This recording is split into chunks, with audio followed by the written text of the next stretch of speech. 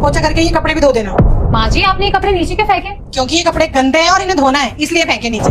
लेकिन माँ जी आपको पता है ना मेरी तबीयत खराब है, आपने मेरा हाथ तोड़ रखा है, तो मैं ऐसे कपड़े एकदम से नहीं धो सकती। और ये क्या है? हाँ? ये तुमने बर्तन क्यों नहीं धोया अब तक? बोल। माँ जी मैंने बोला तो आपने, देखी ना मेरे हाथ में कितनी दिक्कत कर रखी है। और मैं काम करती तो हूँ, धीरे धीरे जैसे कर रही हूँ ना। और काम करवाने का ना एक तरीका होता है। मैं मानती हूँ कि इस घर में काम करना मेरी जिम्मेदारी है, लेकिन मैं बहू हूँ, कोई नौकरानी नहीं। हर चीज को कहने का एक तरीका होता है। आप तो मुझे बिल्कुल ही जलील करके रखती है पूरा दिन। देखिए चपल चपल जुबान ना जरा कम चलाया कर। तुझे ऐसे मुफ्त में बिठा के नहीं खिला सकती मैं अपने घर में। काम तो तुझे करना ही पड़ेगा।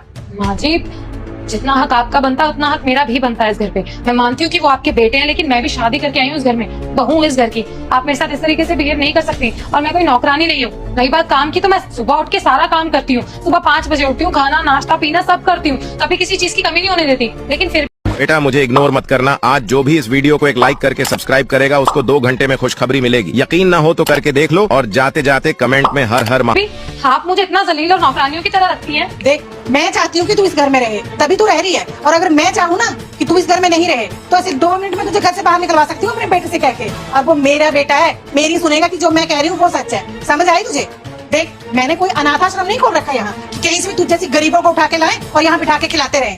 अरे तुझ जैसे गरीब घर की लड़की से ना कभी कोई शादी नहीं करता। वो तो हमने तुझे अपना लिया, तेरे लिए यही बहुत अच्छा है। तो अगर इस घर में तुझे रहना है ना, तो घर के काम तो करने पड़ेंगे। और अगर मुझसे ज्यादा जुबान लड़ाई ना, तो ये सोच ले कि तेरा दूसरा हाथ भी तोड़ दूंगी मैं। माँ जी मैं कोई भी नहीं हूँ, मैं इस घर की बहू हूँ। शादी करके लाए हैं वो मेरे को इस घर में। और मैं सुबह सबसे पहले उठती हूँ। सुबह उठते सफाई, घर का खाना, कपड़े धोना, सारे काम करती हूँ। उसके बाद भी आप मुझे इंसान कम जानवर ज्यादा समझती है। अरे लोग तो अपने जानवर को भी अच्छे से रखते हैं, आप तो मेरा उससे भी बदतर हाल करके रखती है। बस बस बस मेरे सामने ये इमोशनल ड्रामा करने की जरूरत नहीं है। जितना बोला है उतना कर, काम करना पड़ेगा घर का। और अगर ज्यादा जुबान लड़ाएगी ना, तो एक हाथ तो टूटा ही है तेरा, दूसरा हाथ भी तोड़ दूंगी मैं तेरा। ये फटाफट से 1 घंटे के अंदर पूरा काम खत्म होना चाहिए।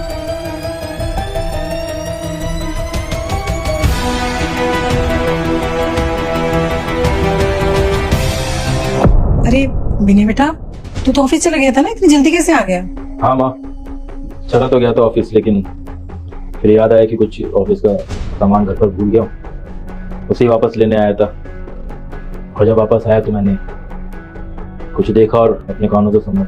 अच्छा क्या देखा और क्या सुना तूने? साफ साफ बोल, ये बातें घुमा फिरा के मत बोल। माँ अच्छी तरह आप जानते हैं कि रिकी की तबीयत ठीक नहीं है, उसे चोट लगी हुई है, बीमार भी है। उसके बावजूद आप उससे नौकरी की तरह काम करवा रही है। माँ को शर्म नहीं आती है? आप एक बीमार इंसान के साथ में अपनी इंसानियत खोकर उसके साथ इतना बुरा बर्ताव कर रही है। और उसने बताया भी आपको कि उसकी तबीयत खराब है, वो नहीं कर पाएगी, बाद में कर देगी, लेकिन आप क्या कह रही हो कि उसका दूसरा हाथ भी तोड़ दोगी? शर्म आनी चाहिए माँ आपको ये सब कहने से पहले। क्या परेशान